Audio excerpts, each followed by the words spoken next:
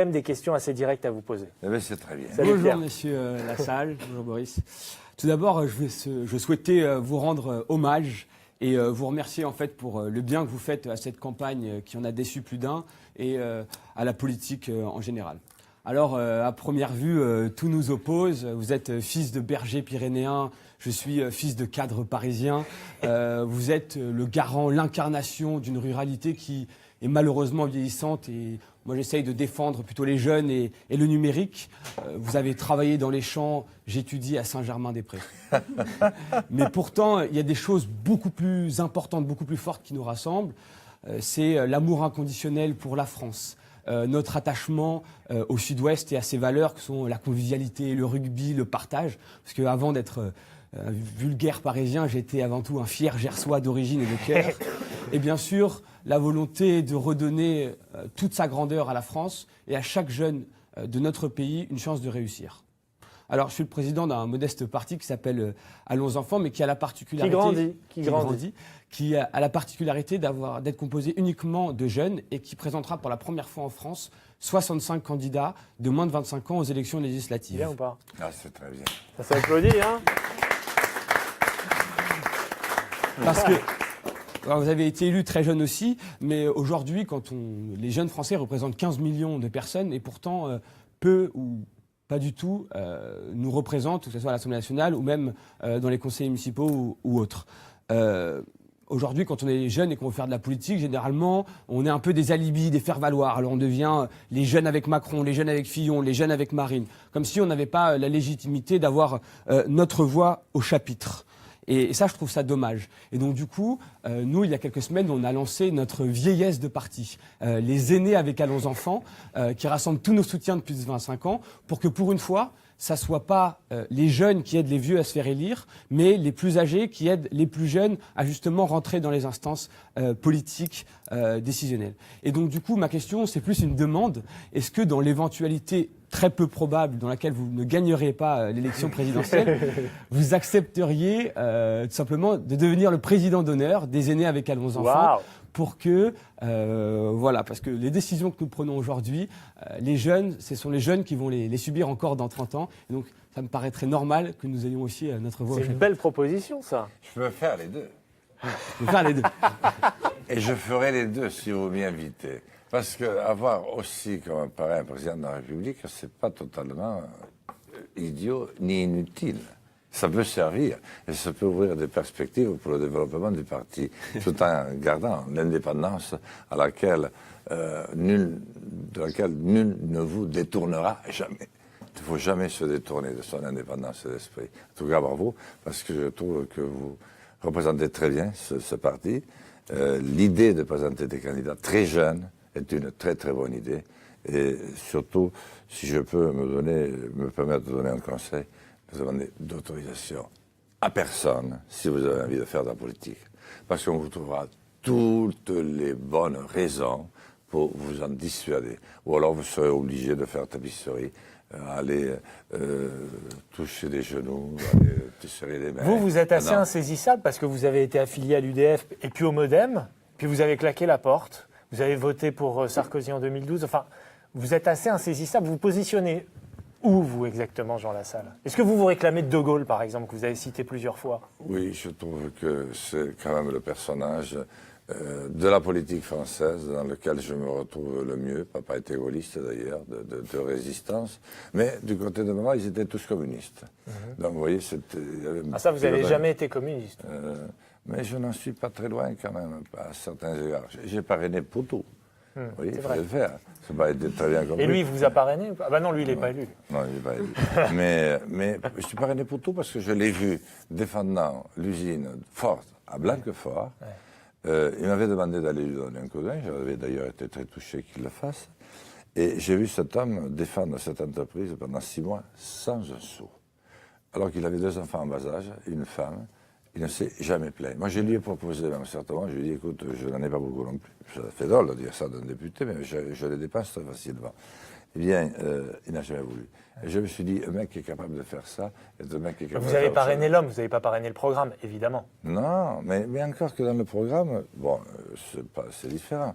Mais il y a quand même des choses justes. Aujourd'hui, il y a vraiment trop d'abus à tous les niveaux. Et le fait de dénoncer ceux qui ont des profits absolument exorbitants, totalement inexplicables, ne me paraît pas être une mauvaise chose. Bien au contraire. Et ça a été un des meilleurs l'autre soir au débat. Moi, je ne pouvais pas aller sur le même registre que lui parce que moi, c'était celui qui avait le plus grand nombre d'années d'élus. Vous comprenez? Donc, je ne pouvais pas rentrer tout à fait dans la même... Mais je trouvais qu'il a fait le job. Sur très bien. l'immunité ouvrière, il a été très fort, là. Ah, il a été très fort. Et puis, oui. C'est vrai que normalement, les cumulards, c'est mon cœur de métier. J'aime bien. On a eu Michel Alliot-Marie la dernière fois. Je me suis fait un plaisir de le Voilà. rappeler toutes ces années passées.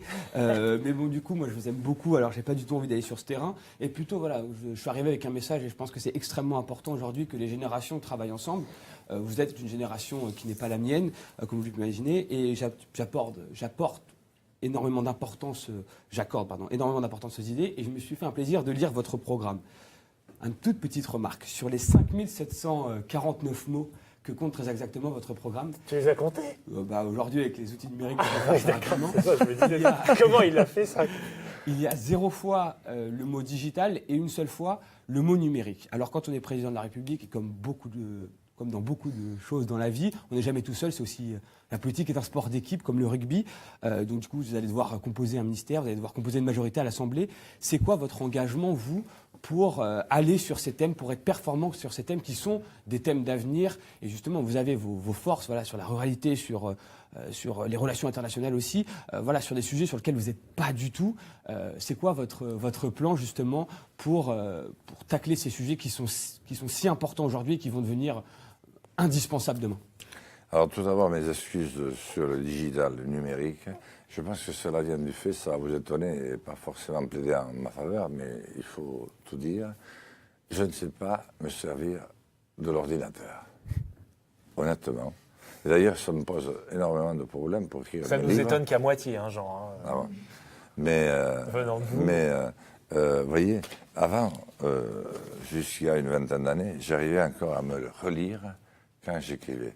Alors, je suis vraiment coupé de tout. Parce que maintenant, je ne me relis plus. Impossible. Il n'y a qu'une secrétaire qui arrive, je ne sais pas comment elle fait.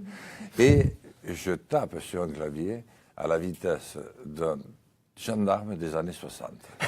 Donc, vous imaginez ce que ça peut donner. Donc, je suis obligé de faire appel à Raphaël, à Elsa ou à d'autres pour dicter mes livres toute la nuit. Ouais. Parce que dans la journée, on n'a pas le temps, il y a toujours le téléphone. Donc, c'est comme ça que je confectionne mes livres. C'est pour ça que le dernier, il a manqué peut-être une nuit de relecture. J'aurais un petit peu, voilà. Et j'aurais peut-être pas fait ces deux oublis.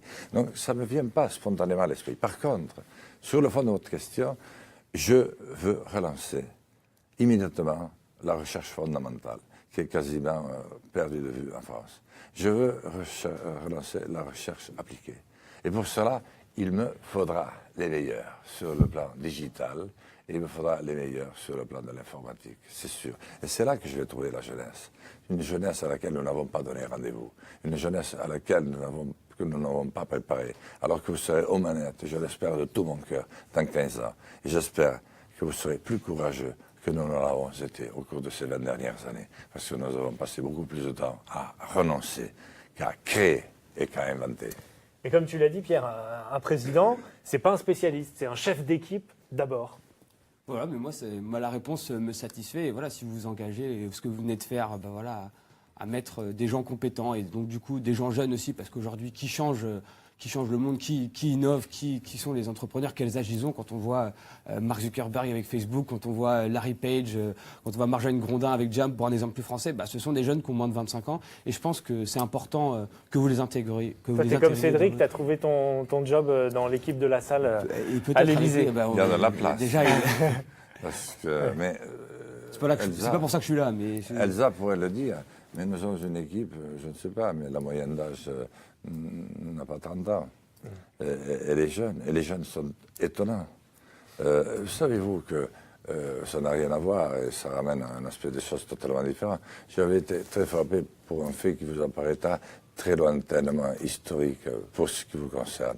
Mais lors du premier conflit israélo-arabe, 1967, Guerre des 6 jours. Guerre des 6 jours, c'est-à-dire 3 jours en plein mois de juin.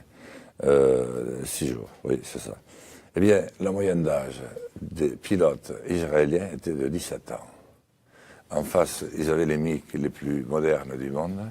Ils étaient 4 fois plus nombreux, mais ils avaient 50 ans de moyenne d'âge.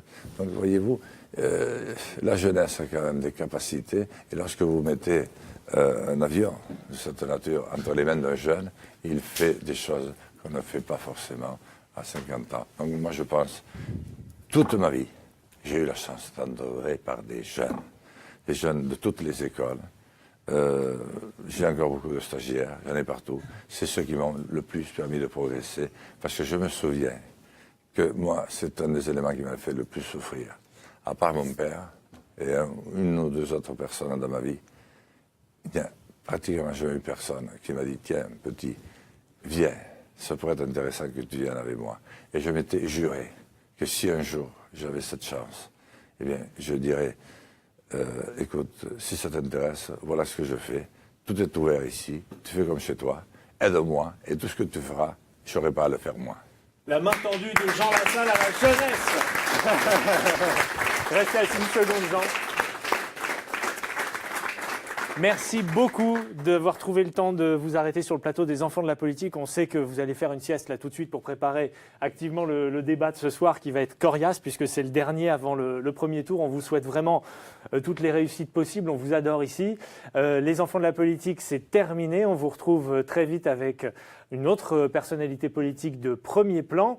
Je remercie tout simplement Elliot Abitbol, le réalisateur de cette émission, et aussi Lionel Lemierre, qui, grâce à sa magie, a pu nous mettre en lumière et nous faire entendre un tout petit peu ce qui est extraordinaire. Merci également au Huffington Post et bien sûr à Radio VL, dont je vous incite à télécharger très rapidement l'application. Merci beaucoup, mesdames, messieurs.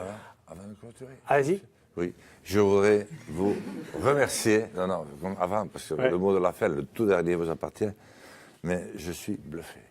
Franchement, je comprends pourquoi maintenant mon équipe a tant insisté pour que je vienne. Je ne savais pas, honnêtement, que vous existiez. Je devrais vous dire que je l'ai toujours su et que j'en étais très fier, etc. Je ne savais pas. Et même, voilà. Mais maintenant, vraiment, je suis très heureux. Et pour moi, vous êtes précisément le prototype, un des prototypes de ce que je souhaite voir entreprendre à la jeunesse avec des hommes bienveillants qui sauront vous montrer les voies. Et je veux être de cela. Merci beaucoup et bravo.